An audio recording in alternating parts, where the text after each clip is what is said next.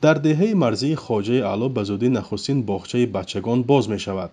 این دهه از چند طرف با محله های قرغیزنشین چسبیده صحنه درگیری ها نیز شده است. تا حالا در اینجا چنین مؤسسه برای کودکان تا مکتبی وجود نداشته است. باغچه بچگان دورتر از دهه ما تا جماعتی چارکوی 7,500 کیلومتر راه است. برای همین دانش من به یگان کس رفتگی نیست و بردگی نیست. آن کودکان، آن فرزندهایی که کودک میگویند، آنها همشون در همه اختیار پدر مادر، در اختیار خود همون مادرها بودند. 4 تا پسر دختر 13 تا نبیره. مثلا شاید نبیرهاتون بعضی حالکه مکتب میره ده؟ همش مکتب، 3 تاش خواننده. مثلا تو مکتب رفتن آنها علم و فن مثلا نوشتن از کجا یاد میگرفتن؟ خودمون یاد میته خواننده. با هم دیسته شدگیش نه، با استفاده برای نبیرامه میته. آینده بچه ما نظم میشه، پیشروی نظم میشه. دهه خواجه اعلی نزدیک به 4000 اهالی دارد. از روی لایحه کسب هزار در این باغچه برای کودکان 2 گروه تشکیل شده، جمعاً نزدیک 100 بچه در اینجا به تعلیم و تربیت فرا گرفته می شوند.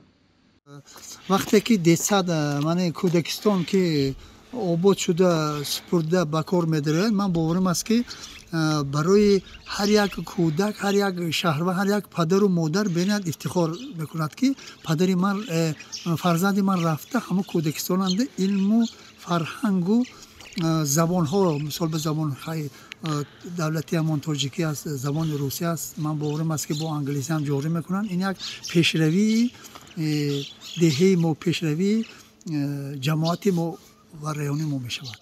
یک مؤسسه دیگری آموزشی در دهه مرزی سامانیان ساخته می شود. حالا در اینجا ساختمان ادامه دارد. ماه سپتامبر در آن بیشتر از 200 خواننده را قبول خواهند کرد. شهرداری اسفره میگوید با کمک طرح کسب هزار چند انشاءات تندرستی و برقرسانی نیز ساخته می شوند.